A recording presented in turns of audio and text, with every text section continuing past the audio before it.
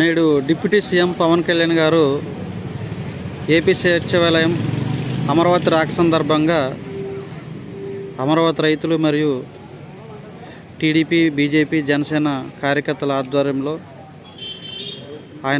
ఆయనకి స్వాగత ఏర్పాట్లు చాలా ఘనంగా ఏర్పాట్లు చేస్తున్నారు.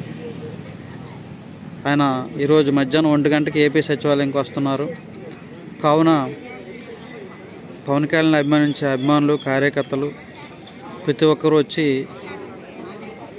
ఘనంగా స్వాగత ఏర్పాట్లు చేయాలని కోరుకుంటున్నాం. థ్యాంక్ యూ అండి.